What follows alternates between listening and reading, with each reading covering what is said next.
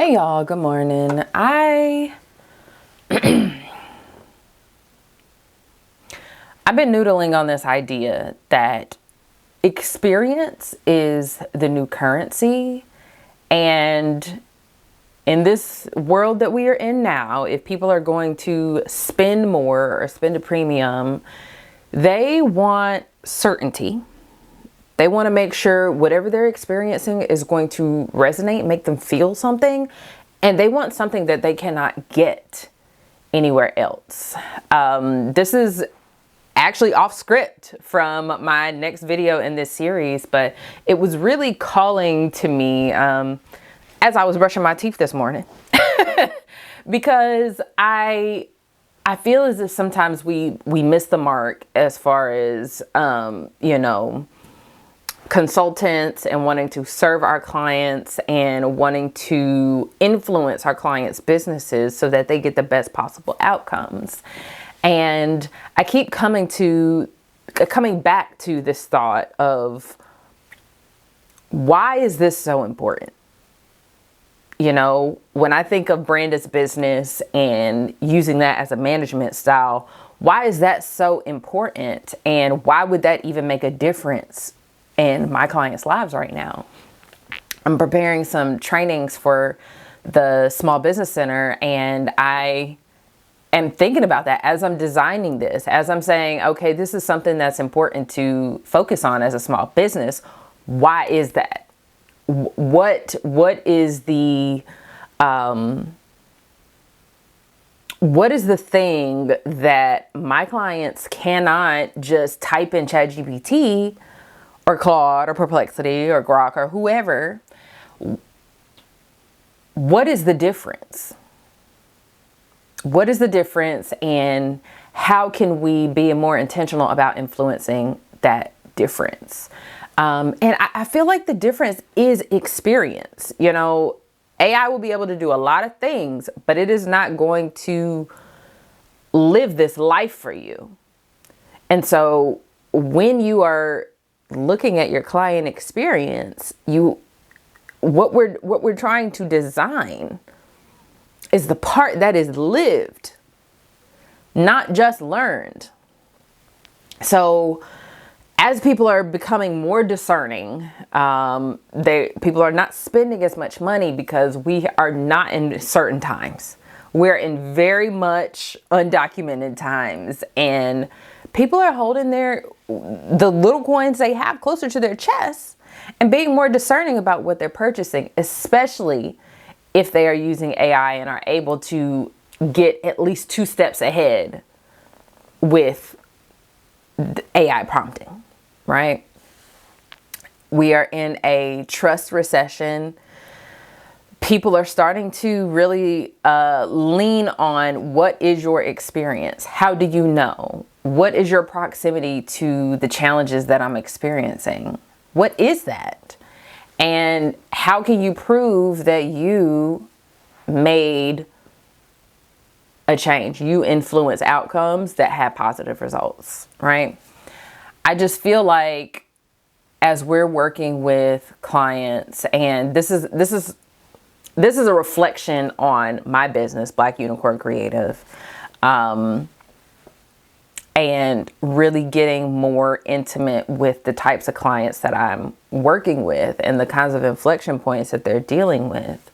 I am asking, what is the experience that they are currently having, and what experience is different with Black Unicorn Creative? So, you know, as I'm doing more and more facilitation, you know, the energy of the spring is here, my friends. As I am designing more trainings, as I'm doing more facilitation work, as I'm doing more experiential work and like retreat-based work, it is, what is that experience that we are bringing that is something that they cannot get anywhere else because of what our brand stands for and what we can deliver on. And so when I'm thinking about that, I'm thinking about how buyers today, my clients today, don't want to be oversold and underdelivered. And that's why it's so important to me. You know, you'll see on the top of this YouTube page, it says, stop making promises your brand can't deliver. Because that is, I mean, that's the basis of the trust recession, right? There's so many options that people want to know, what am I going to get different here? Why would I pay this price when I can go down the street and get it somewhere else for cheaper? It's because of that experience, that intentionality, that perception, that reputation, that brand, that differentiation that in my mind solidifies the experience, and it solidifies what would be different when someone chooses you versus someone choosing your competitors, or someone choosing not to do anything at all. And so I've been thinking about how I can best articulate what the difference is. And part of that is this series, right? Saying, okay, this is what I believe around brand alignment and why it is so important. But knowing that experience is that currency, it is what we are exchanging, is what I have to produce that is different than someone else. Talking through these things brings potential clients into my world to say, okay, this is a perspective that we haven't had before and might be some insight that we need to share within our organization. And I'm thinking about that when I tell you there's so many experiences coming through my pipeline, speaking. I have a couple keynotes coming up, and I'm just being so intentional about that because I do believe it is the currency exchange happening right now. You know, before we were in the attention economy, and it was like, if you can capture someone's attention, if you were, especially in the online space, but companies are purchasing attention now, purchasing the mechanisms for attention. If you can't get people's attention, you can't get their money. So that's a big conversation. But when I think about experience, I'm thinking, okay, once you have their attention, what experience are they going to have? Because getting it once is nice. Getting it twice is better. You need that second time.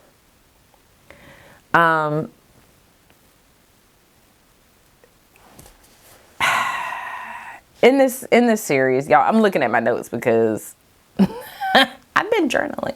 I've been journaling about this. And I feel like I've talked a lot about customer experience, customer service, employee experiences. This is just a little bit bigger than that. So I'm going to ask you to go a little bit higher level with me, because the experience of like encountering and choosing and receiving what you have to deliver and staying there and patronizing a business again, like that is what this conversation is. What is this experience exchange that we are designing for our clients, and how can we design that more intentionally? Because today, in today's age, people want certainty. Even though we know that we cannot guarantee it, that is what we crave. We want to be able to put things in nice, tidy little boxes with no regrets, and having experiences that feel like ease. Something that does not have a lot of friction, does not have a lot of confusion, is not disappointing. People want to be able to trust that what they have exchanged their dollars for is not only apples to apples what they're going to get. They want to know, okay, I don't know if everybody will agree with this, but this is just, follow me. If they said I want if they say I want an apple, they might be expecting a Red Delicious.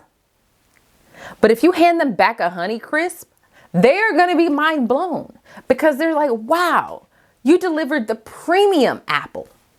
You didn't just give me a red delicious. You didn't give me a pink lady. You gave me the Honey Crisp, the big Honey Crisp, the premium apple, the best apple. If you don't agree, don't tell me. But that is what people want. They want to be over delivered on. Say, wow, I got more than I expected.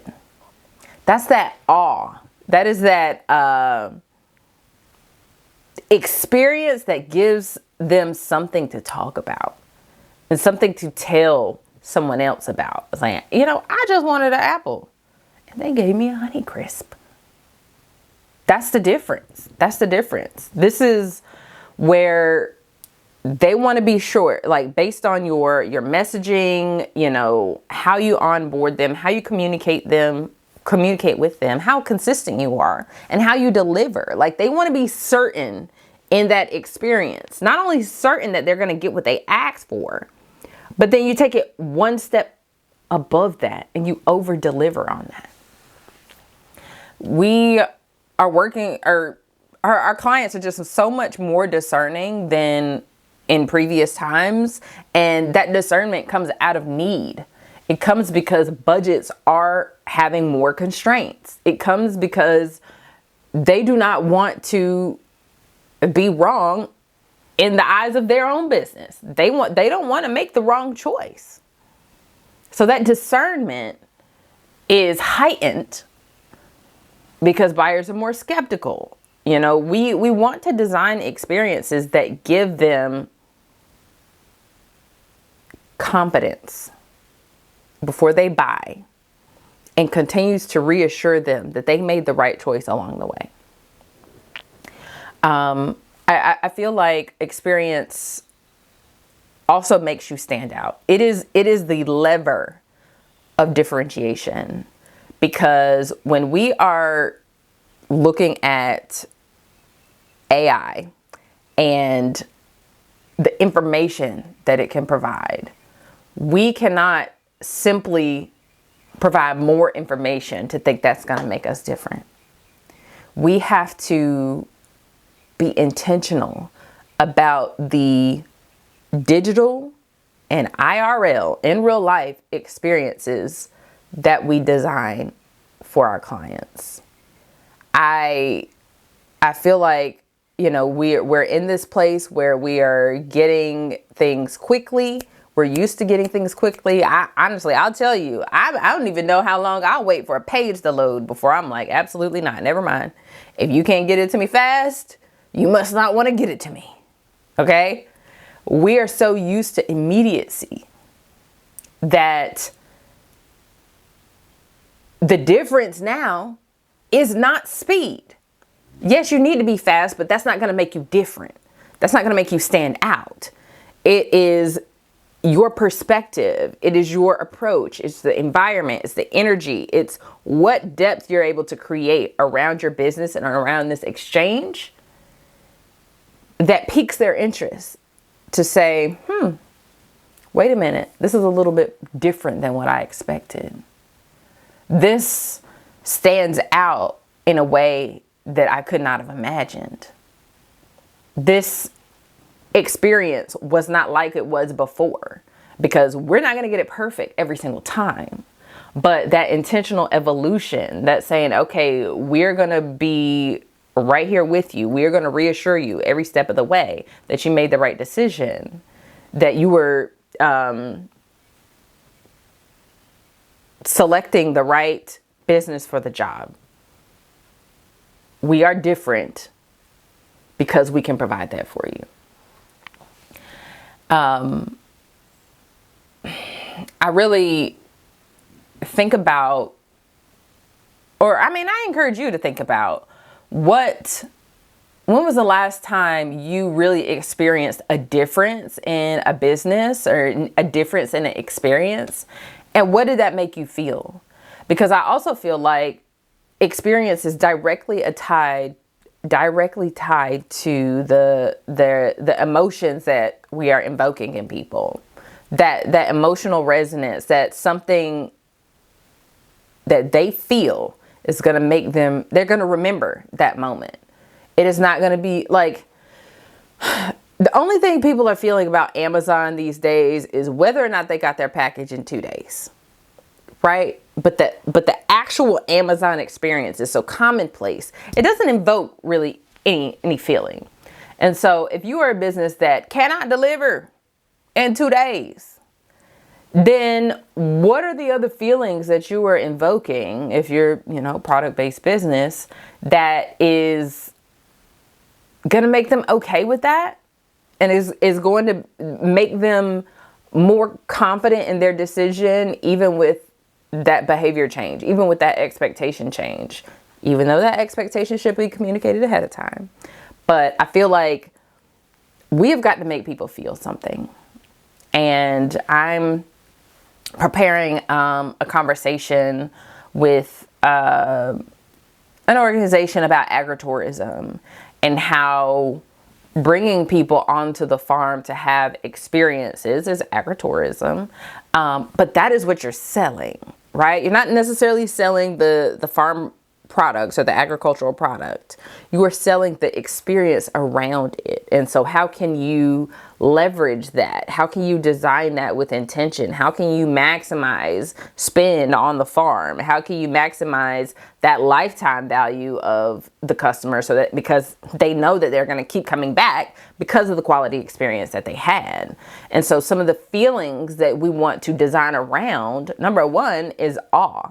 I work with horses, and that is the number one feeling that people experience, or the first feeling. They're like, wow, I didn't know I was going to learn this about myself. Wow, I've never been this close to one of these. Wow, I didn't know how communicative they could be, right? And then there's a little bit of novelty around that, right? If you can provide some novelty, something that they cannot get somewhere else, and that's what they feel, I can't get this anywhere else in the world, then they're more likely to invest in that and come back again and again. They oftentimes want to be provoked. Or, not saying that you have to stack all these feelings on top of each other, but these are some of the feelings, like provoked into action, provoked to think something differently or do something differently.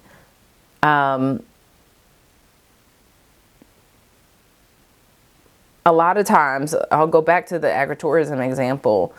People don't know how their food gets on their plate. They are just simply disconnected from it. So if you can make them care about the mechanisms, the pathway to get food from that farm onto their plate because they're in it, that is such a huge lift for advocacy, for patronizing farm businesses, farm enterprises, for just really supporting the entire ecosystem. I also feel like sometimes, especially right now where the world is uncertain, the news is uncertain, there's so much going on, we want people are wanting to escape from that.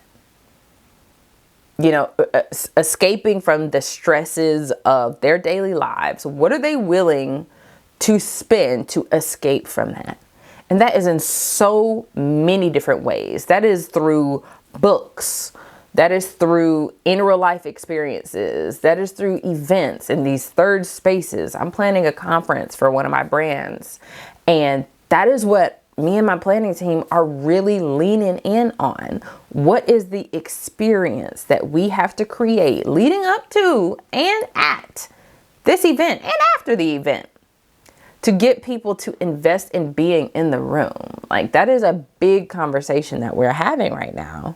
And part of it is because of that emotional value. I'm not necessarily saying people want to escape, but that is a big part of why people decide to make a purchase, especially if it's like an in real life experience that they need to have.